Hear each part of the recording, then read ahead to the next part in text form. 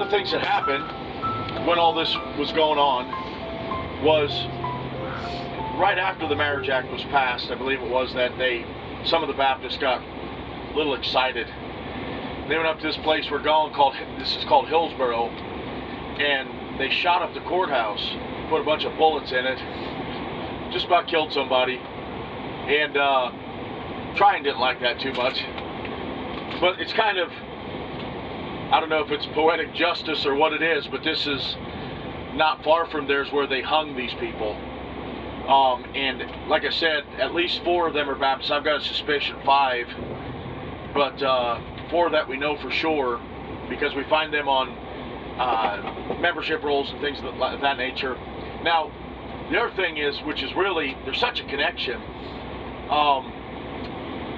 The plantation of Benjamin Merrill was actually where, and he's hung here, that's where Tryon set up camp. He set an army tent up there, and he camped his army there. And they went out and they started dragging in people that they'd find, and they used Benjamin Merrill's plantation as a prisoner camp for a while.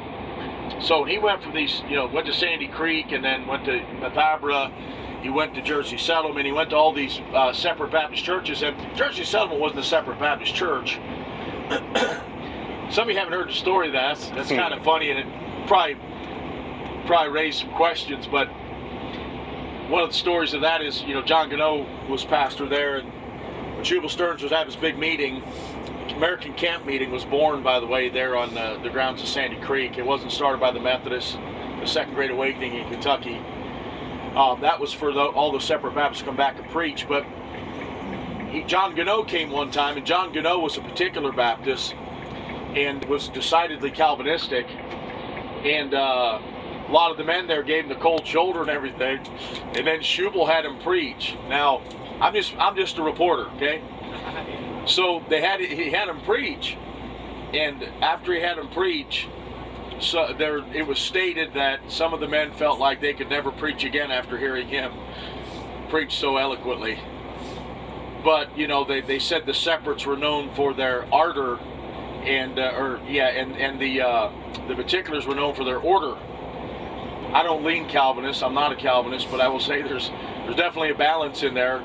You can be as dead as 4 o'clock in the morning, and you can have fake fire too. So, but anyway,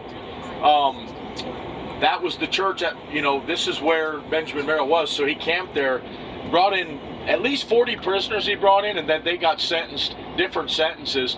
The leaders were hung. So the leaders of the regulation, and they happened to be at least 4, maybe 5 of them were Baptists. So we're going to that site where they're hung, and we're going to go up there to it. It's it's not too far of a walk. There's a little old schoolhouse here. It's an old-fashioned schoolhouse with a bell and stuff. Ordered by Tory Court, June 19, 1771, Merrill, Messer, Motter, Pugh, and 2 other regulators. Now, the sentence upon Benjamin Merrill, now, I'll give you an idea. Tryon hated the Baptists. He said they were a scandal to common sense, a menace to society, and the Baptists wanted a peaceable resolution and kept seeking that, other than some outbursts like shooting up the courthouse and things like that. For the most part, they were trying to reason and trying to, find some commonality of ground where they could fix the problems that they were facing, and it wasn't going to happen. And the reason was Tryon wanted war. He hated the Baptists, and he thought they're pigs, and he wanted to drive them out of North Carolina. That's exactly what he did. So he just went and camped until everybody was dispersed. He burned homes down, confiscated goods, took horses, drug men away to jail, left homes fatherless, all of that, even if they're under suspicion of being in the Regulators. And then, of course, he brought them here and hung them to death, but that wasn't good enough. To just show you how deeply the hatred was that ran for the Baptists. All right, let me see here.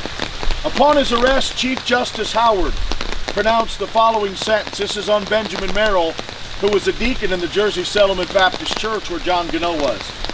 That you, Benjamin Merrill, be carried to the place from whence you came, that you be drawn from thence to the place of execution, where you are to be hanged by the neck, that you be cut down while yet alive, that your bowels be taken out while you are yet alive, and burnt before your face, that your head be cut off, and your body be divided into 4 quarters, and this to be at his majesty's disposal, and the Lord have mercy on your soul. Of course, we know that 5 plus Merrill were hung to death here, and as far as we can tell historically, there was no power on earth in this jurisdiction that could stop the sentence being carried out that particular way.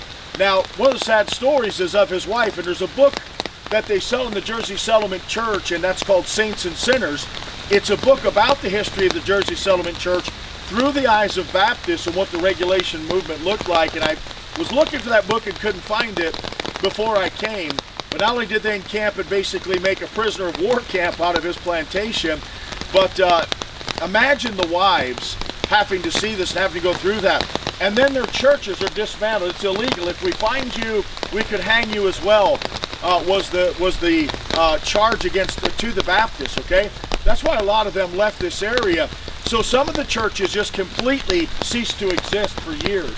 And then because of the war, they would cease to exist even longer when the full revolution was in full swing. Now I want to say Jersey Settlement, if I'm remembering, was maybe 1783, they reconstituted. So there was no church. And then members came back together. They would call a preacher and reconstitute. That's when you see Benjamin Merrill's wife actually enter back into the membership roll. But man, they had a sorrowful road, because before the revolution ever started, a lot of them had either lost them in the Battle of Alamance or had lost them here, that were hung, some of the key leaders of the Baptists. So this was the spot. We don't know, where exactly the tree was, or if the tree still exists. We're thinking it's gone, but we're just not sure, because there's really nothing big enough in this area that would date back that far. But we're thinking it actually stood right on this spot at one point in time. But I am thankful that they left this here, and we've been here so many times. It just really speaks of the fact that some of you were on that tour where we did the 5-state thing. You remember the charge against the Baptists? I gave that lecture there at Carpenter's Hall, how they're just a bunch of troublemakers and they don't want to join together and fight for freedom from England. And the truth was, they just wanted to win the war and then actually have what they were fighting for, which was for an even playing field religiously and for everybody to be able to worship God according to the dictates of their conscience. And so when we think about this, these men were involved in that as well, that big struggle for freedom. Now, we've been here so many times. I remember my little girls when they were little just running around ringing that bell. And so I hope that at some point in time when you're on vacation or when you're with friends or you bring your family back to this place and show your kids this and remind them about what these people did so that we could have liberty. They were standing up against a tyrannical government. It absolutely was about taxation without representation, the same principles of the revolution. So the revolution started here, and there was a revolution prior to the revolution that's on the history books.